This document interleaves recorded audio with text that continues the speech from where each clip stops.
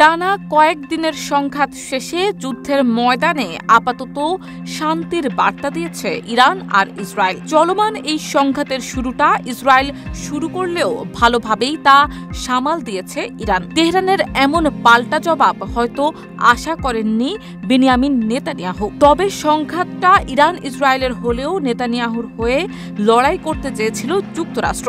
ইরানকে পারমাণবিক কর্মসূচি থেকে বিরত রাখতে চালায় ব্যাপক হামলা, কিন্তু আদতে বিফলে গেছে তার সবই। ইরানের তেমন কোনো ক্ষতি করতে পারেনি ক্ষমতাধর আমেরিকা। সিল্কোর সিল্ক অ্যান্ড শাইন, যাতে আছে আর্গান অয়েল ও ওট প্রোটিনের গুডনেস, যা আপনার চুলকে রাখে হেলদি অ্যান্ড শাইনিং।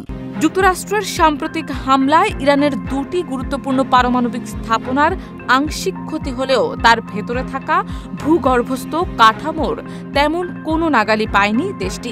যদিও হামলার পর ব্যাপক সাফল্য দাবি করেছিলেন প্রেসিডেন্ট ট্রাম্প, মূলত ঘটনা আসলে একেবারেই বিপরীত। এই হামলার ফলে ইরানের পারমাণবিক কর্মসূচি সাময়িকভাবে মাত্র কয়েক মাস পিছিয়েছে বলে প্রাথমিক মূল্যায়নে উঠে এসেছে।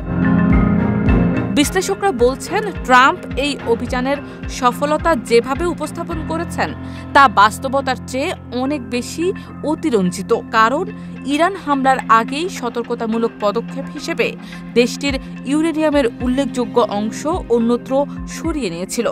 ধারণা করা হচ্ছে এসব উপাদান গোপন স্থাপনায় স্থানান্তর করা হয়েছে। ইসরায়েলি প্রতিরক্ষা কর্মকর্তারাও হামলার কার্যকারিতা নিয়ে সন্দেহ প্রকাশ করেছেন। মার্কিন সেনাবাহিনীর নিজস্ব মূল্যায়ন অনুযায়ী এই ধরনের ভূগর্ভস্থ স্থাপনা ধ্বংস করতে হলে ধারাবাহিক ও একাধিক ধাপের আরও কয়েকটি অভিযানের প্রয়োজন ছিল। কিন্তু প্রেসিডেন্ট ট্রাম্প প্রথম পর্যায়ের পরেই অভিযান বন্ধ করার সিদ্ধান্ত নেন, যদিও হামলার আগেই মার্কিন গোয়েন্দারা জানিয়ে রেখেছিল ইরান এখনও পারমাণবিক অস্ত্র তৈরির চূড়ান্ত সিদ্ধান্ত নেয়নি।